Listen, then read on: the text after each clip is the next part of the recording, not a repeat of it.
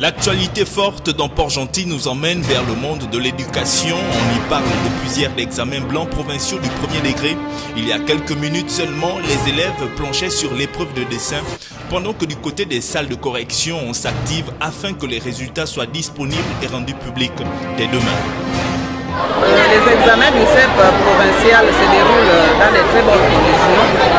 En dehors de certains candidats qui ne savent pas tenir leur copie, généralement les épreuves sont abordables pour certains et non abordables pour ceux qui n'ont pas étudié. Comme vous savez, il y a certains enfants qui viennent à l'école pour accompagner les autres parce qu'ils n'étudient pas leur livre. Mais il n'y a pas eu d'incident majeur jusqu'à ce jour.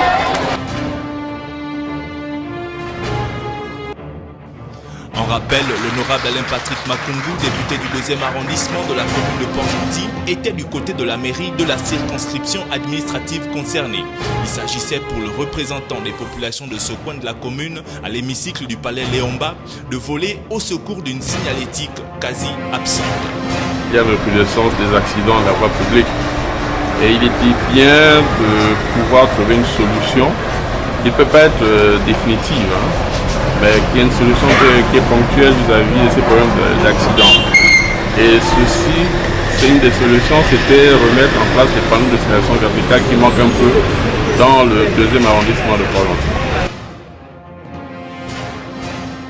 Pendant ce temps, du côté du bord de mer et précisément à l'Alliance franco-gabonaise, les enfants du jardin Sainte-Thérèse Sœur Bleue ont profité de leur journée pour un moment de détente qu'on pouvait qualifier d'inespéré. En effet, les installations et les animateurs de Gabon Univers se chargeaient de la rendre inoubliable. On y parlait de joie, de gaieté et de jeux comme activité épanouissante pour les plus jeunes.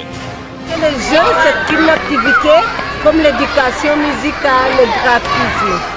Nous trouvons que c'est important pour l'enfant. On parle d'une rencontre entre le Premier ministre et la dynamique unitaire qui ne donne aucune issue favorable. En effet, l'augmentation du SMIC annoncée par le président de la République, la mise en place d'un nouveau mode de calcul de la pension retraite, l'instauration de l'indemnité de services rendus non payés aux agents de la fonction publique ont été au centre des discussions entre les membres du gouvernement et l'organisation syndicale regroupée autour de la dynamique unitaire. Aucune de ces revendications n'ayant connu d'écho favorable au terme de ces négociations, la paralysie du système administratif national se poursuit. La Société d'énergie et d'eau du Gabon, filiale de la société française Veolia, a porté plainte contre X après les incidents du 17 janvier dernier sur son réseau électrique. L'annonce a été faite à Paris par Antoine Frérot, président directeur général de Veolia. C'est au cours d'un entretien avec le président de la République, Ali Bongo Ondimba, à la veille du forum franco-africain à Paris, qu'Antoine Frérot a annoncé la plainte de la SEG contre X suite à des actes de sabotage de ses installations durant la Coupe d'Afrique des Nations. Pendant que les Panthères du Gabon jouaient contre les étalons du Burkina Faso à l'ouverture de la CAN 2015, plusieurs quartiers de Libreville et d'Ovendo ont été privés d'électricité. Les Gabonais de ces coins du pays ne pouvaient pas suivre le match et voir comment leurs équipes nationales de football a pu neutraliser celle du Burkina. Le patron de Veolia a profité de l'occasion pour réitérer l'engagement de son groupe à améliorer le service aux usagers et à réduire significativement les délestages et autres coupures. La société devra aussi beaucoup investir pour répondre aux besoins des consommateurs dont le nombre ne fait que croître.